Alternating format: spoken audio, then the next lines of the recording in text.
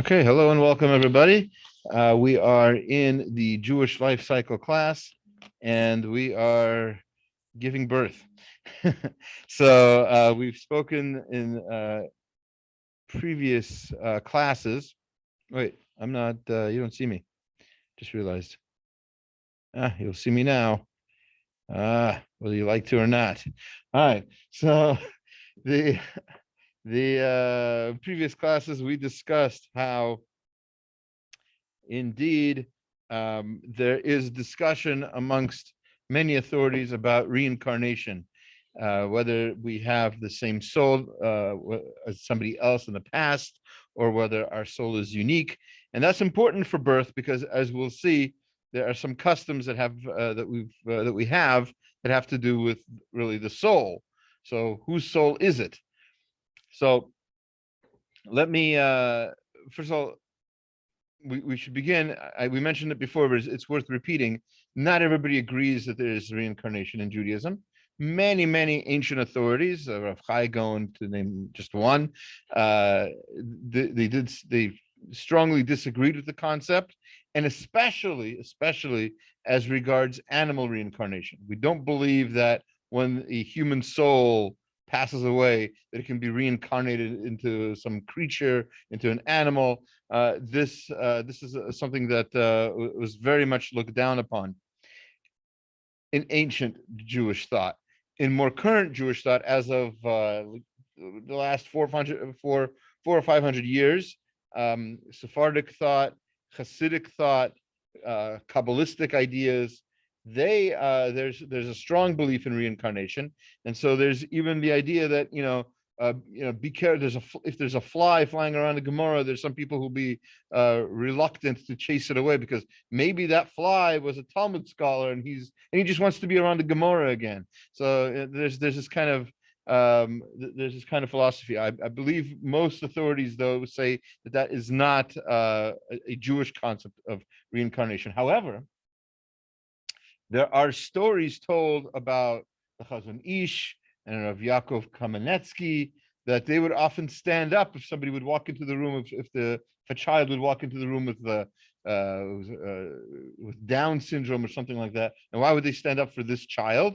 They would explain that this child, why was this child born with less than a full mental capacity?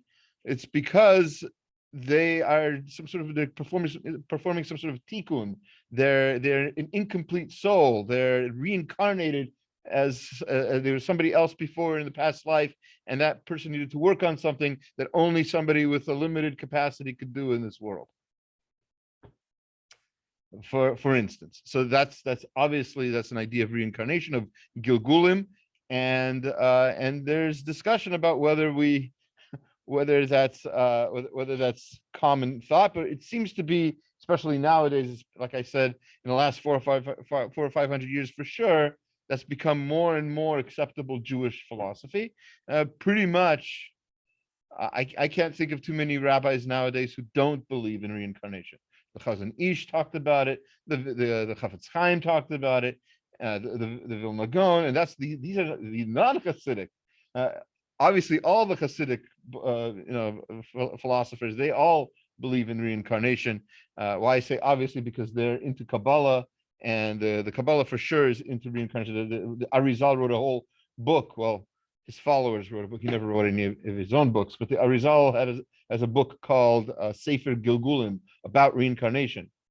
It's about it, and so obviously he believed in it. And he wrote very much about it. The Chida writes about it. The Ben Ish Chai writes about it. It seems a very common belief. And they interpret Gemaras, they interpret Talmudic statements that are not quite clear. They interpret them as being about reincarnation. For instance, the example I gave last week of the story, the Gemara that says that Eliyahu hu Pinchas. Right? Eliyahu is Pinchas. So what does that mean? Does that mean that Pinchas never died and he changed his name somewhere along the line, and then he comes along as this guy Eliyahu for some reason? They're calling him, and then that guy never died, so really Pinchas and Eliyahu are the same person. So, or the way the Kabbalists explain it is Pinchas died, some natural death at some point, and Eliyahu has the same soul as Pinchas. It's a Gilgul. It's a reincarnation of that same soul. So why does that happen? How does that happen? Obviously, there's quite a bit of talk about it, but the basic explanation is something in their life was incomplete and could only be completed by living life again. Life is a short time, say 120 years tops for most people. So that's not enough time to fulfill all of our responsibilities. Sometimes some people with greater responsibilities need to have more life to live to be able to fulfill them. The opposite reason is sometimes a soul will be reincarnated if they didn't fulfill their obligation completely, like they missed the mark 100%, like 180 degree wrong direction, lived their life wrong when they had certain things they were supposed to do, certain talents they had, and they didn't use them. So they're given another chance, more or less. How many times do they have chances? So I think the results at 7 times. That's there's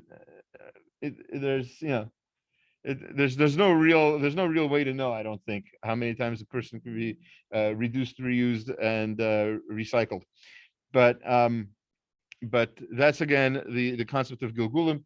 When a baby, and we gave a very kind of creepy story last week about somebody who had very, very eerily exact memories of a life that seemed to have lived in a previous generation, right? There was a 2-year-old child who had very, very explicit memories of World War II, the names of planes that a 2-year-old wouldn't know, the names of, we gave a whole 5-minute story, the pilot's name, the co-pilot's name, the ship that like things 2-year-old doesn't know. The parents had no idea, didn't believe it. The parent was a Christian who didn't even believe in reincarnation. So like it completely didn't believe the story, right? It wasn't like fed to the child. So he did research. He found he found survivors. He found the person's family, right? And the person's sister was able to confirm certain stories that he only seemed to know. He knew about a picture of her that their mother drew that even she forgot about. And so there's creepy stuff. Now, does that mean for sure, scientifically, 100% that there's reincarnation? Not necessarily, because even a story like that might not be reincarnation. In Jewish thought, that could be something called a dibuk. A dibuk is a soul that's in this world that attaches itself to a body and lives through that body for some time. So does that 2-year-old have a dibuk? Is that a 2-year-old a reincarnation of somebody? I don't know. By the way, that 2-year-old is 12 now. We did the research.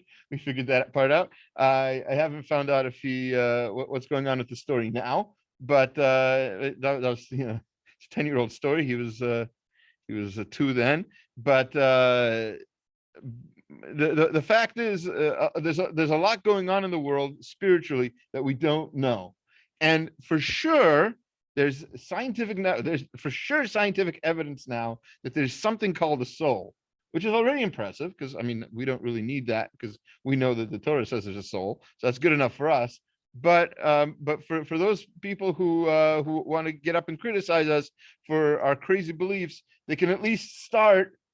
We can, especially those of us who are involved in kiruv and outreach. We talk to people who are not observant. And we can talk to them, well, why aren't you observant? One of the things they'll say is, I don't want to do the mitzvahs, is there a God, et cetera, et cetera. So the first thing the first one easy question you can ask them is, do you have a soul? Do you think you have a soul? And if the answer is yes, so then they already believe, they already are aware of, I like that better than saying believe. They're aware of a spiritual existence. There's a spiritual reality that they're aware of. So now there's a spiritual reality. There might be a reason for that spiritual reality. It's not just like random. So why would there be a spiritual reality? Who created the spiritual reality? Why? And then you can have a conversation that might lead them to some sort of intellectual deductions about why there's a God.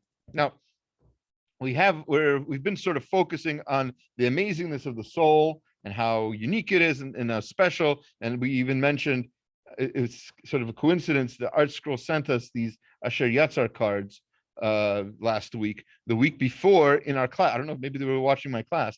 A week before, I mentioned that in Asher Yatzar, one of the brachos we say in Asher Yatzar, one of the phrases is mafli la asot, right? It's at the very end of the bracha. Hashem made a mafli. Mafli is from the word pella, which means an amazing thing. It's an amazing thing that Hashem made. Our body is an amazing thing. What's so amazing about it? So we gave the answer of the Ramah. The Ramah in Shulchan Aruch tells us that what's amazing about the soul is that it contains, about the body is that it contains the soul. This purely, completely spiritual thing is encased in a completely physical thing. That's unique. When else do you have that, right? A bottle of water has inside it water. So those are two physical things. There's nothing spiritual going on there, but a completely spiritual thing enclosed and bottled in a physical thing is a unique thing. So that's one of the things that makes the body special. And sort of we've been sort of focusing on that since then. And a lot of the minhagim, a lot of the customs that we have related to birth, a lot of that has to do with the soul, obviously. But it's worth mentioning that besides that, the body is an amazing thing. The physical body is an amazing proof of God's existence. We've mentioned it previously, but it's worth repeating. There is a philosophy, again, related to outreach, related to going out and talking to people about the existence of God. One of the very powerful arguments is called the clock. What's it called? Clock on the beach argument, I believe it's called, at least according to some people.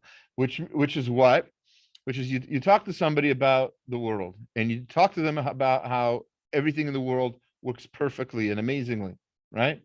And you say, how did that happen? So scientists think ever since the theory of evolution, for sure, there's been talk that all of this happened randomly. It just, the sand is hit by the water and it creates dunes, creates hills. Those hills become mountains. The water recedes. Those mountains grow higher, more dirt, more sand, etc. Eventually you have a mountain, and the water is far away. It's 20 miles away, but you still have a mountain. So there's plates crashing into each other. There's all kinds of theories about that. But if you were to go on the beach and find a working clock, and I'm talking about like just a clock with like a battery in it, but like a clock with all the gears and the wheels and all that stuff, the spring, and it's working, you can't say that a bunch of waves hit the beach hard enough to create a clock. Obviously, somebody created that clock, a clockmaker. It's very, very delicate, very, very specific piece of machinery. You can't just can't happen randomly. It's a similar argument to placing, 1,000 monkeys in a room with 1,000 typewriters and expecting them after 1,000,000 years to type up Hamlet, right? No matter how many random keys you're going to type, it's never going to spell out all the words exactly in order of Shakespeare's Hamlet. Somebody had to have written it. Let's assume it was Shakespeare for the moment. The clock had to be made by a creator. So too the world works so perfectly, so in tune with each other and itself, that it can't have been made randomly. All right. So on that topic, there's an author by the name of Tuvia Cohen, or Rabbi Avram Katz. Tuvia Cohen is his pseudonym, and he wrote a series of books, Our Amazing World and Our Wondrous World. And in the book, he goes through different natural phenomenon, how it's amazing that how amazing spider webs are. I don't know if you know this, but if a spider web, adjusting for size, if a spider was as big as us and made a web as strong as it makes it, an airplane flying through a spider web would be cut in half. That's how strong a spider web is in relation to the size of a spider. That's an amazing thing. And how does it make it? From its own body. Who taught it to make it? Nobody. There's no school of spiders, right? So we don't have the technology to make anything like that at all. And we have schools and we have science and we know how different chemicals work and everything else. So this is basically how his books function, chapter by chapter. I was lucky enough to read this as our Shabbat reading with one of my daughters once. But On the subject of the human body, he also has quite a bit to say. And I'm just going to skip around from different places in the two books I mentioned. One is it's worth talking about the atom. The atom is an amazing thing. Everything in the world is made of atoms, and I've mentioned in a previous drusha many years ago that scientists are telling us now that the atoms basically disappear quite quickly and are rebuilt in the exact same place instantly. So really, it should be totally possible to stick your hand through your finger, because all of the atoms that make your hand are constantly dying and disappearing. So why are they reappearing again in the exact same place? Nobody told them to do that. They never had a school that taught them how to act like atoms. So how does that work? So amongst other things, the entire human body that's being created inside of a woman, it's also, these atoms are congealing, are being made into a perfectly moving, working human being. So he says, I'll just read a little bit here. He says, imagine that you had a piece of meat sitting on the table in front of you. Pick up your knife and fork and cut the meat in two. Then again and again. What is the smallest piece that can be obtained? Most people would say an atom. Atoms are the tiny units that make up everything physical. Each atom consists of a central nucleus or core with even tinier particles clustered in and around it. These tinier than tiny particles are called neutrons, protons, and electrons. At the heart of the atom is the nucleus, which contains the protons and neutrons. Electrons spin around the nucleus in different energy levels. What is the difference between these three types of particles? The answer is that each one has a different sort of electric charge. They get electricity differently. In exactly the same way that a magnet exerts a magnetic influence on an object around it, so every particle exerts an electrical influence. This electrical influence is not necessarily the same. It's just the same in the same way that as one end of a magnet in the north is seeking, the other end in the south is seeking. A particle with a positive electric charge is called a proton. One with a negative charge is called an electron, and a particle with a neutral charge is called a neutron. The nucleus makes up most of the weight of an atom, but it is the number of electrons and the pattern they form around the nucleus which decides how that atom behaves. So he just to continue, he says, whenever an electric current passes along a copper wire, what you actually have is the movement of millions of electrons. When you remember that there are millions of atoms in the period at the end of this sentence, and that electrons are much tinier than atoms, it seems unbelievable that it can exercise an influence at all. But it is the combined effort of their countless tiny electric charges that makes possible the operation of giant power stations, indeed all forms of electric current. Bear in mind also that the movement of electrons from one atom to another happens rather quickly. I don't know if you know this. Electric signals travel along wires at speeds almost as fast as light, which is the fastest thing in the universe. Electricity travels at about 179,640 miles per second. Think about it. That's how fast electricity travels. And that comes from these atoms. And our whole body is made out of these atoms. We've got electricity going through every single part of our body at this speed right now. He talks about how it's interesting also in another chapter. He talks about the fact that we care about things in the human world. We protect it more. We have the Sefer Torah, so we have it in Aaron, right? His example, because he's English, his example is the crown jewels, right? They're not just like kept out on on the porch, right? They are protected inside of a museum with guards and et cetera, right? Buckingham Palace, right? Quite a lot of protection. So what's important in the human body? The most important thing in the human body is the brain. Without the brain, we have nothing. So the brain resides in a well-protected fortress. This fortress is the cranium, commonly known as the skull. The skull is 1/4 of an inch thick at the top and even thicker at the base. Do not think of the cranium as a single seamless case. It is, in fact, 22 separate bones. These bones fit together like a linking piece of a jigsaw. Interestingly, when a baby is born, it has fingernails and eyelashes, but the bones of its skull do not join together for some months after birth. This is not an oversight, but rather an ingenious design system to allow the bones of the cranium to overlap during the birth process, thereby expediting a successful entry into the world. Care has to be taken in the baby's early months not to press on the soft area of the skull called the fontanelles.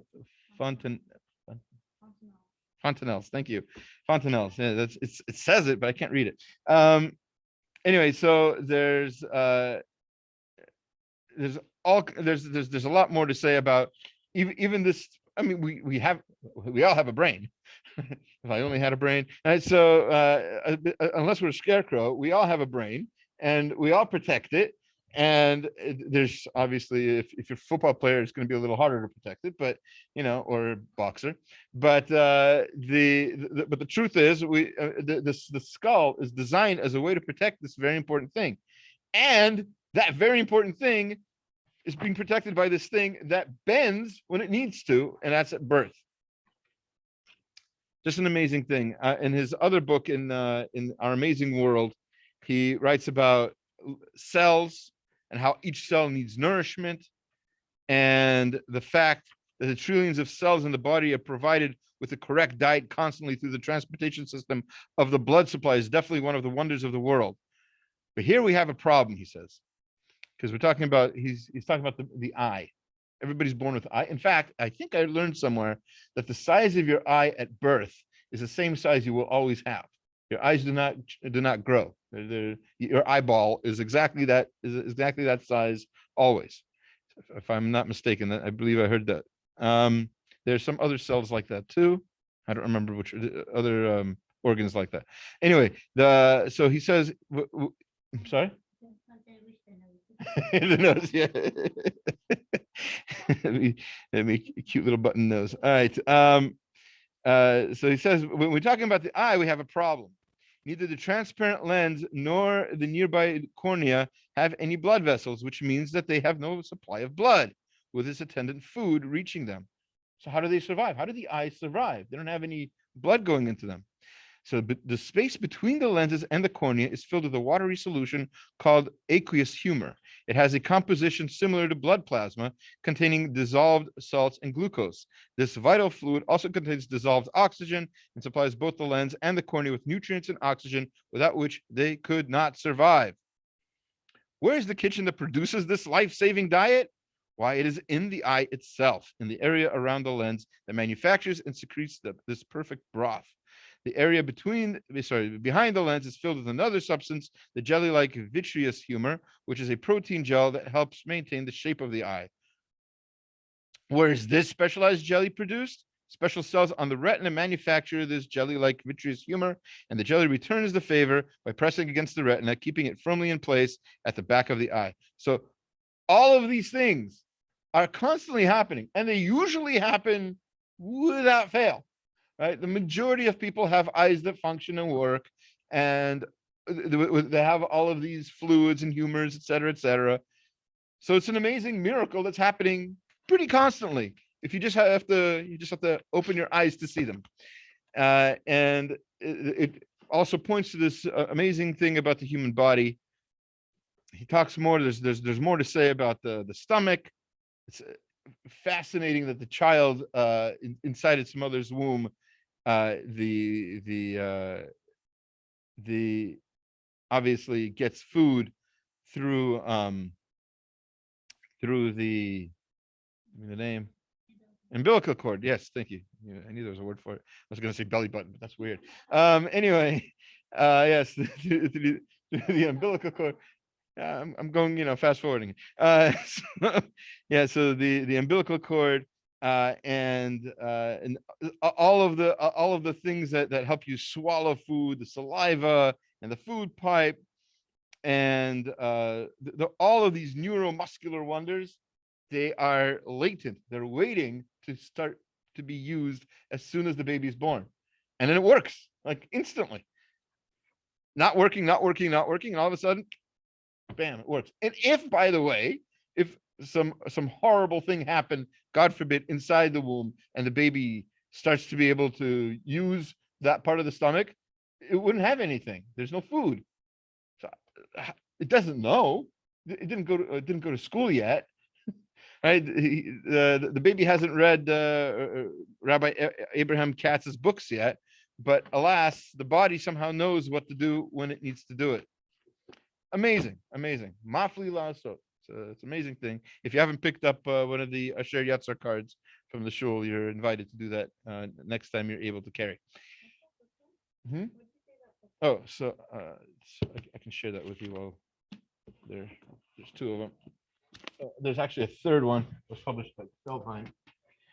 I think it was first actually, but I don't remember what that one's called. But it's somewhere in my house if you want to borrow it. Anyway, good books. Yeah, the world is an amazing place. You just have to know a little more science than I do to really appreciate it. Okay, let's so now we've talked about the soul and we've talked about the body and we've talked about how amazing it is. Let's talk about the baby actually being born. So before the baby is born, the mother is pregnant, and a lot of different minhagim and sugulot have been developed over the years to make sure that there's a good, easy pregnancy.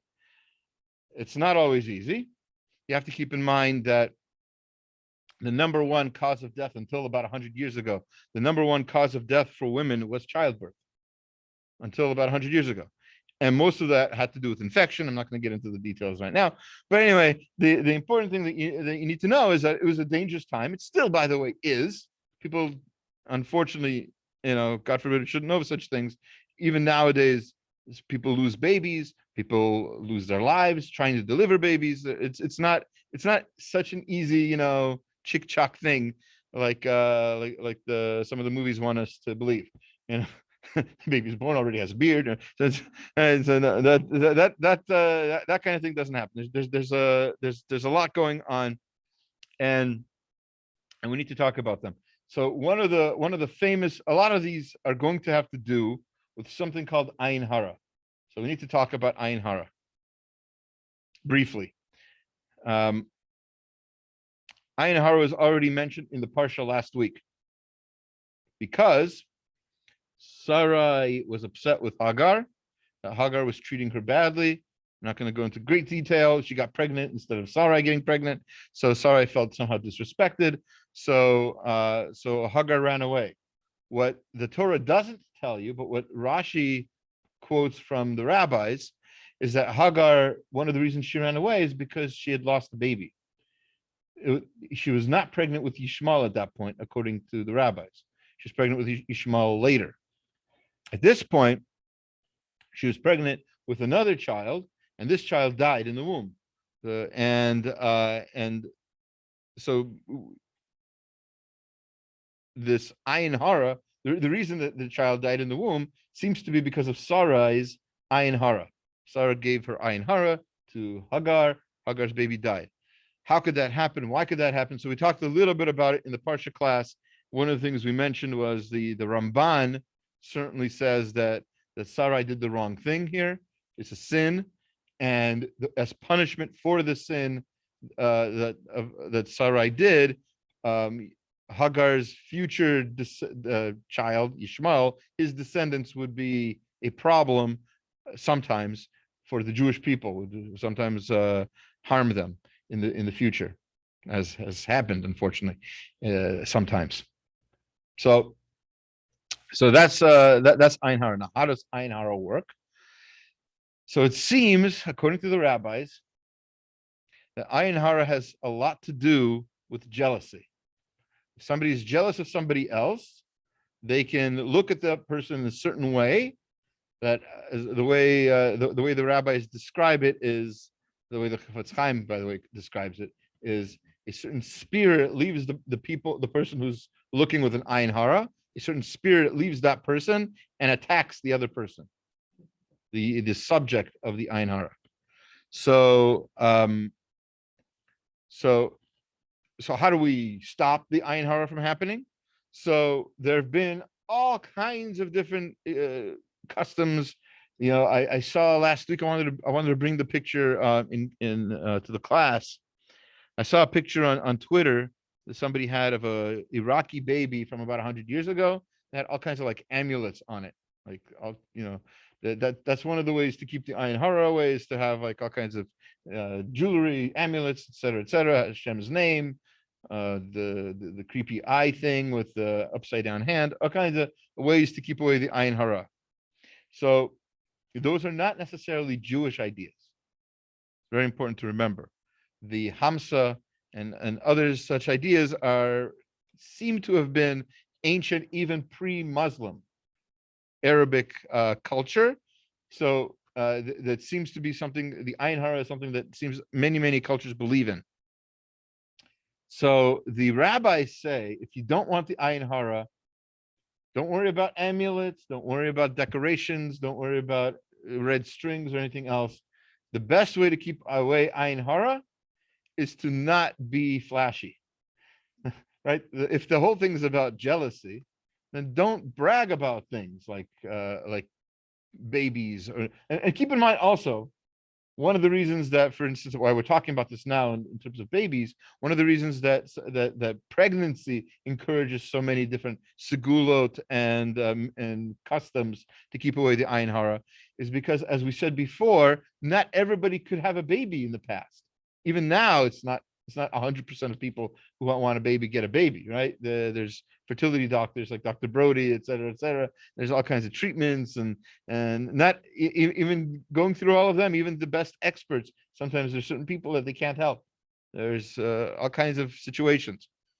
So a lot of people used to get jealous. There are women, I'll give you an example, a non-Jewish example, but just one I happen to know. There's a woman by the name of Shelley. What's her name? What's her first name? Marie Shelley, famous woman, author, wrote Frankenstein. Correct. She wrote Frankenstein. Her husband was Percy Bysshe Shelley, also famous writer. He was a poet. So they could never have children. They tried for a long time. They had 8 miscarriages. After 8 miscarriages, she was inspired to write Frankenstein. Frankenstein is a story about somebody who is able to bring life into a dead body, right? Frankenstein isn't the monster. Frankenstein is the guy who's doing the doctor who's experimenting with electricity actually to create life. But electricity was a big deal back then. It was a new thing, So this is before Benjamin Franklin. So anyway, so people were sort of obsessed with, how can I have a baby? I'm having miscarriages. I can't get pregnant, and my neighbor has like 20 kids out, and then they get jealous of that neighbor with the 20 kids, and they can send out their Ayin Hara.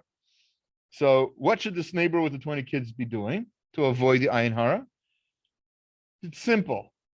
Not brag about it, not paste the walls of the house with pictures of the baby, especially outside of the house, facing the neighbor's house.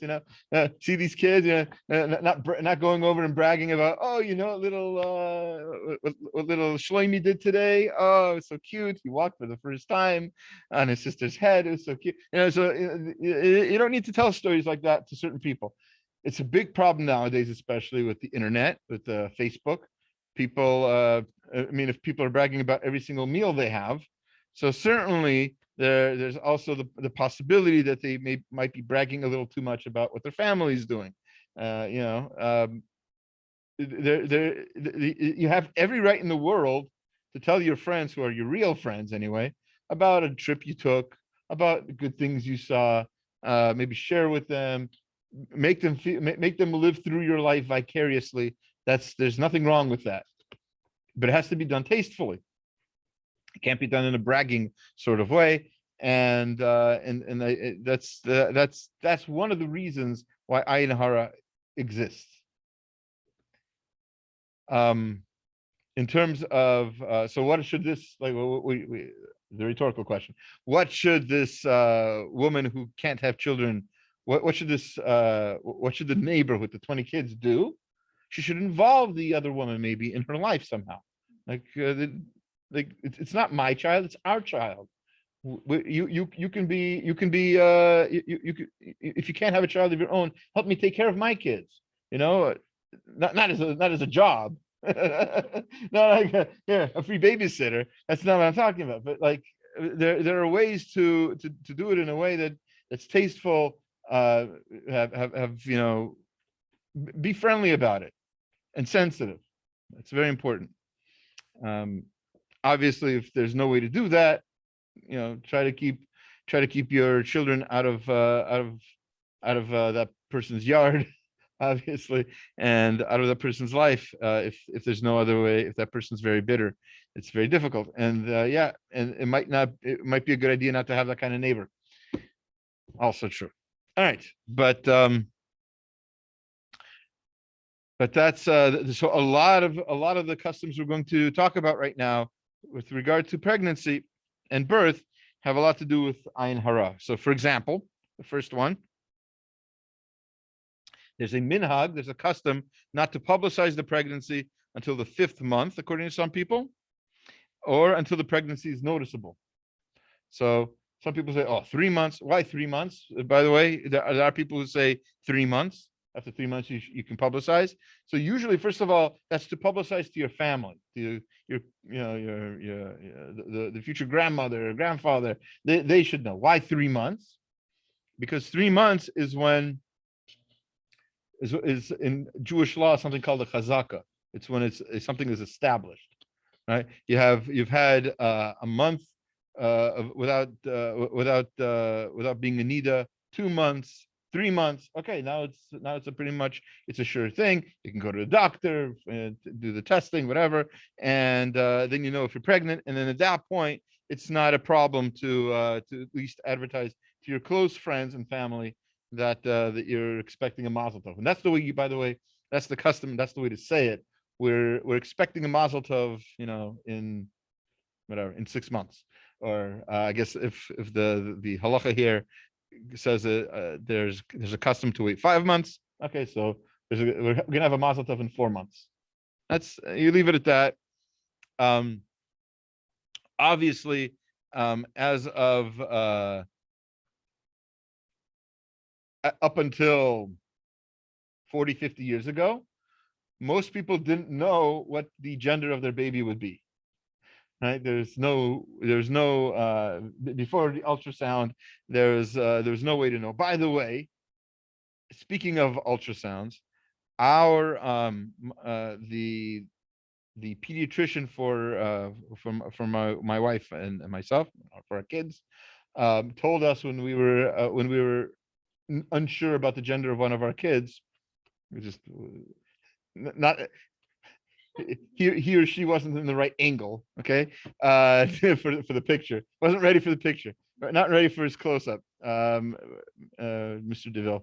Anyway, so so what happened was, we wanted to get another one to find out what the gender was, to plan a bris, if there's a bris, et cetera, et cetera. So we asked the doctor if we should, and he said no. And why not? He said, interestingly enough, he used language we hear very often nowadays, but you didn't hear very often back then. He said, we don't know the long-term effects yet of an ultrasound. You're like, what? Ultrasound is super common. Like, everybody gets an ultrasound.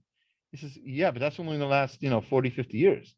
We don't know if like 60 years down the line, something's going to happen to these kids who've been ultrasounded. We don't know. I mean, God forbid, hopefully everything's going to be fine. I'm not a doctor. I don't even play one on TV. But it's just an interesting way to think about things. The technologies we take for granted aren't so old. It's brand new, and so it fits in here because you probably have heard that people don't disclose the gender of their baby. So that's a custom. That's not really a custom. That's not because of Ayin Hara or anything like that. That's simply because they didn't know. Until 50, like I said, 40, 50 years ago, we had no idea what the gender would be. Oh, there's all kinds of, old wives' tales. Oh, if it's sticking out, if it's on the bottom, if it's on the top, if it's on the side. And, they didn't really know. They were wrong half the time. And like I said, half the time they were right. And they're like, well, look at that. Just like I said. So we didn't know. So then we don't publicize it. Oh, there's going to be a bris in 5 months. or 4 months, because you don't know. Nowadays, ultrasound technology is pretty dependable. And if you've already done it for health reasons, as you should, and not just for gender reveal party reasons, which is definitely not a good idea. We can talk about that some other time. You know about these parties? Oh my gosh. There's a fire recently. Yeah. So it's not always a good idea. Pink and blue balloons, whatever, explosions. It's I don't know what people are thinking nowadays. Anyway, and who needs it? Like, who are they impressing? Anyway, I say this now, and then you'll catch me 10 years from now. Gender reveal party. I don't. No, God forbid. So the no plans for those, but really, there's no problem really in telling people what the gender is going to be once you're at the stage where you can tell people that you're expecting anyway.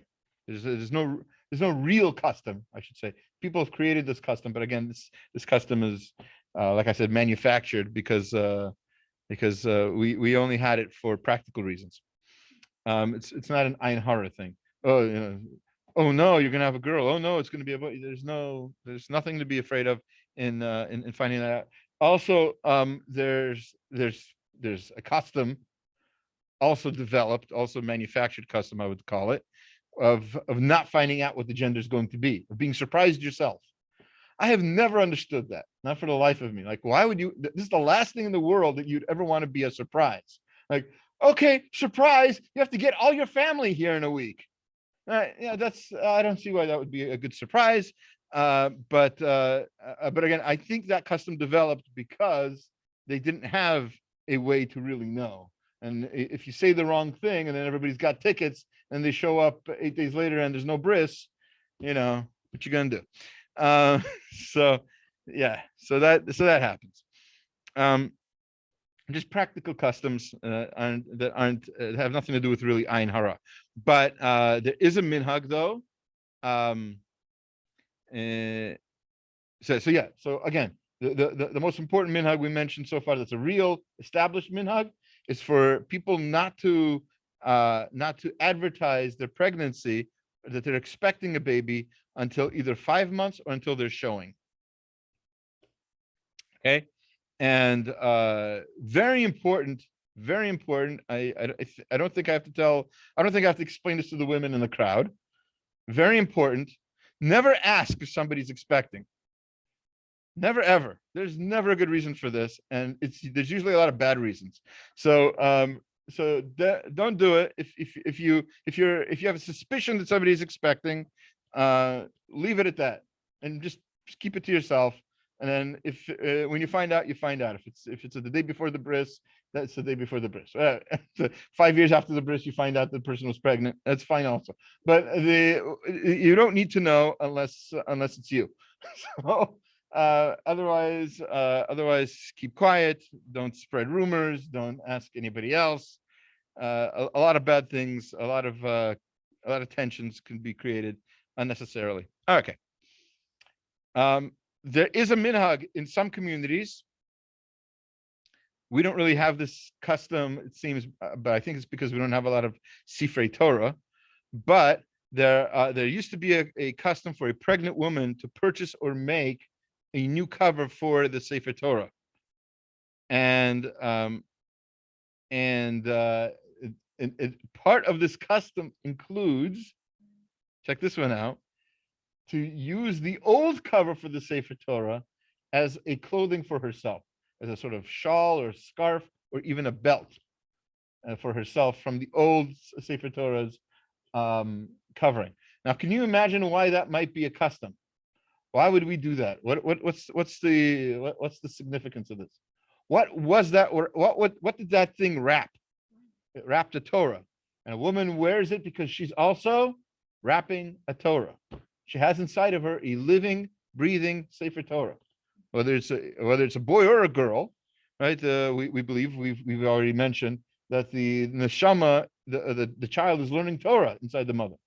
So this is the custom that fits with that. Yeah. the Gemara in Moed Katan, and in the Gemara in Nida, and this is brought down in at least Ashkenazic sources of halacha, that a pregnant woman needs to be careful not to step onto old nails, fingernails and toenails. It used to be thought, and it might still be true, I don't know the science behind this, but it used to be thought that this can cause infection and can destroy the pregnancy. So the reason it's brought down in halacha, at least Ashkenazic halacha, is because when we cut our nails, we have to be careful where they land. They shouldn't be where pregnant women are often found. You shouldn't cut your nails in like a mikvah or somewhere where or in the kitchen or wherever a pregnant woman might regularly be. And if you do cut your nails there, you be very careful about cleaning it up, sweeping up afterwards, etc. There's no like Kabbalistic interpretation for that one. It's just like purely halachic, just because of like infection. I believe so. I've never heard anything deeper than that. There might be other deeper. If anybody hears of any or sees any other reasons for them, that I'd like to hear it. But as far as I know, this is all just it was a medical thing. What's it called? Kind of worms, something worms. Worms that crawl into the body. Yeah, like parasites. I think that was the issue. I think Hannah actually studies those. Who? Hannah Fetterman. I think she studies the worm parasites that travel through your toe or something. Yeah, lovely. Okay. Well, we it's to find cures for things. Good reason. All right, we should only hear good news from those things. Okay. So don't worry about me looking grossed out. That's fine. There are, by the way, what you might be referring to is the order of the cutting of the nails. We don't just, even when we do cut our nails. And by the way, it's interesting, the halachas of cutting nails is brought down in the laws of Erev Shabbat. Why? There's a custom, there's the halacha that you're supposed to cut your nails Erev Shabbat. Either your fingernails or your toenails, you shouldn't cut them both on the same day. But if you do cut them on the same day, you should cut one at night, one in the daytime. So all of that's brought down in halacha, and there's an order to cutting them, which is the ring finger of your left hand first, then skip a finger each time. So ring finger, pointer finger, pinky, middle finger, thumb. Now on the next hand, on the right hand, there's a next, assuming your next hand is your right hand. So it's the pointer finger, ring finger, thumb, middle finger, pinky, which is basically if you put one hand over the other, it's the same order. Anyway, so start with the ring finger of the left hand. Do you know why you start off with the ring finger of the left hand? Interestingly enough, Chazal tell us it's the most useless finger. Right? Because it's your left hand, so it's, assuming most people, it's your weaker hand anyway, and it's the ring finger. Really, it hardly has any function. God forbid you should lose a finger, but if you are going to lose a finger, probably better that one than any of the other ones. Probably. Which one? Sorry, the ring finger. The ring finger of your left hand, correct? That's where you put the ring. I know, but that's just a made-up thing. Was that wait, no, that wasn't for any reason. They were like, oh, this is a weak finger, might as well like bedazzle it, poor thing. Maybe I don't think it's a Jewish thing. I'm pretty sure Gentiles also use the ring finger to put their wedding ring on. I don't think that's a Jewish custom. No, they don't. Well, I'm saying like I see everybody putting it on their left hand in their. Yeah, but I don't think there's a Jewish reason for that. No, but wouldn't it be cool if it was like because of that? Maybe just to remember which finger to start cutting your nails on. Maybe that's it. But no, it's simply because it's the weakest one. And the reason, just so you know, why do we start with the weakest one? Because we want to make sure you're going to cut all your nails. If you're going to start with the more important, more useful hand, more useful nails, you might say, I've cut the more important ones. I can just can go into Shabbat with my least useful fingers untrimmed. No, you want to go into Shabbat completely ready. So you start off with the least important and you move your way up. And that way you make sure that all of your nails are cut, and then you're looking your best when Shabbat starts. That's the idea. Anyway, the reason for the order, by the way, I've been told, I've never seen this inside, and as somebody on the Chevra Kadisha, I'm not really sure that this is actually true, but I've been told that when the Chevra Kadisha cuts nails, they cut the nails in order. And so to be not like a dead person whose nails are cut in order, we show how we're alive and we can choose which order our nails are cut in. That's sort of a Hirschian sort of idea. Also, he talks often about how life is all about the fact that we're free to make choices and do the right thing. When we're dead, the definition of dead means you don't make choices. You're done. It's a beautiful thing that we can make choices. That we have free will. Beautiful miracle. Considering no other creature in the world does that. By the way, nothing makes choices. They go with instinct on everything, and we can go against our instinct. So it's a beautiful miracle.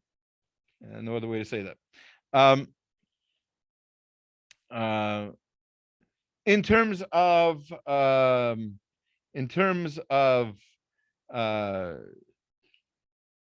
the amulets that we discussed earlier, there is the Shulchan Aruch mentions a custom for pregnant women to wear a special stone called a Tekuma stone, Evan Tekuma, or the counterweight of the stone to protect herself against miscarriage. I believe, if I'm not mistaken, it'll say in a moment, many women wear this stone if there exists a possibility of pregnancy. This stone may be worn on Shabbat, even when there is no Eruv. So it's basically considered a piece of jewelry, and since it's for health reasons, right? It's to avoid miscarriage and to help with pregnancy. So therefore, women are even allowed to wear it on Shabbat, even without an Eruv. Other women wear a ruby as protection against miscarrying. And this is also, if I'm not mistaken, mentioned in Shulchan Aruch. Yeah, also mentioned in Shulchan Aruch. And I believe, at least my wife tells me, I believe this is the custom of Bukharian women to wear ruby jewelry for either a ring or necklace or earrings, whatever, some ruby jewelry. I'm not sure if ruby slippers help, but who knows? They'll definitely take you home. Chazal, this is a second reference. Would there be like a thing about idolatry type of like idol worship kind of? Yes. There's definitely concern for that. As with many things, when we talk about especially Ayan Hara remedies and amulets and things like that, there's definitely the concern that we're borrowing this from other cultures. It's not avodah zarah per se. We're not really worshiping a god, but it's something called darche emori, the ways of the Amorites, which the rabbis explain is any kind of time that we follow a custom that doesn't actually have any logical sense, and we do it just because other people are doing it. So like why rubies? So yeah, why rubies? So the Shulchan Aruch mentions rubies. There seems to be some sort of Kabbalistic meaning to it. Has something to do with it being red, and and they want the blood to flow well and things like that. I don't want to go into Kabbalah much deeper than that in this class. Kabbalah was a previous series, but that seems to be the basic idea behind that. We mentioned already last week. We mentioned the Gemara. So last week or the week before? Yeah, last week we talked about how the unborn child develops while in the mother's womb. A woman has to be very careful because the fetus is such a holy thing, learning Torah all the time, being aware of the surroundings. A pregnant woman should be very careful about how she conducts herself. She should be holy and proper. There are ideas that a woman who's pregnant should not go to the cemetery even though there's nothing wrong with the cemetery. It's a mitzvah to go to the cemetery. Pregnant women are discouraged, at least the Vilna Gaon discouraged pregnant women from going. Actually, he discouraged all women from going to the cemetery, but a different topic, but especially pregnant women, because of the, I think, there's all kinds of explanations given, but the one that makes most sense to me is that it's a psychological thing. We also don't want pregnant women to be scared, right? We don't want them to see a horror movie. I don't care if it's October. They're not supposed to see disgusting things. There's even a custom, if I'm not mistaken, I'm not sure if the book brings this. Oh yeah, here, right, next one. I knew it. She should avoid looking at anything indecent or forbidden or unclean or wild creatures, including animals in the zoo. Likewise, she should avoid listening to improper talk and sounds. There's, by the way, there's some science behind this, that there's been research done about women who listen to certain kind of music and what happens to the child after they're born versus a woman who listens to a different kind of music. I believe researchers recommend jazz and classical music, by the way. Around the time that we started having kids is when like the whole baby Mozart thing started becoming popular. They were advertising, classical music played with baby instruments, xylophones and stuff. So like just buy the real thing, maybe not go to a concert, but get a CD or MP3 nowadays, I guess, or stream Pandora or whatever you do, a classical station, Beethoven, Mozart. It doesn't mean we're not necessarily recommending the people. Mozart was, for all reports, seemed to have been a pretty nasty guy, but his music is beautiful and inspirational, and so and most importantly, it's thought provoking.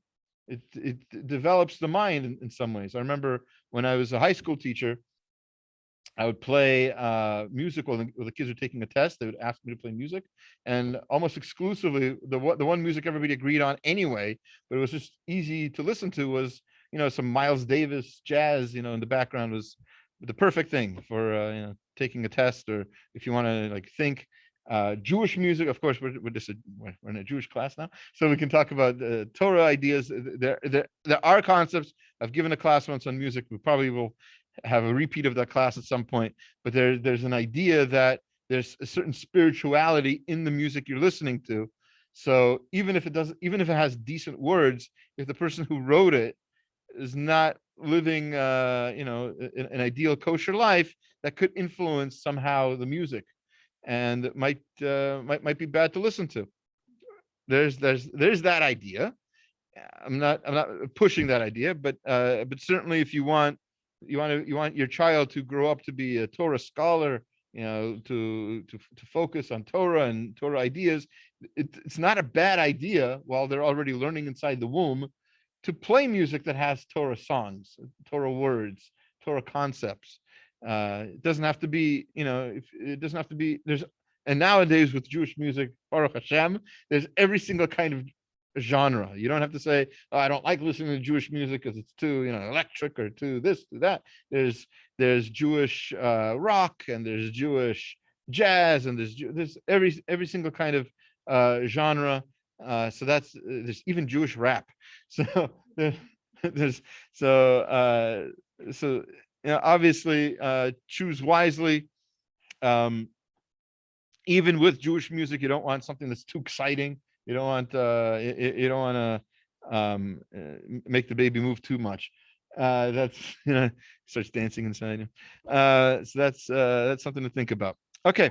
Anyway, I think this is probably a good place to stop. We'll talk about the kinds of foods that a pregnant woman should eat, besides for health reasons, but for spiritual reasons as well, in the next class. And if there's any questions about anything we talked about today, I'm going to stop the recording.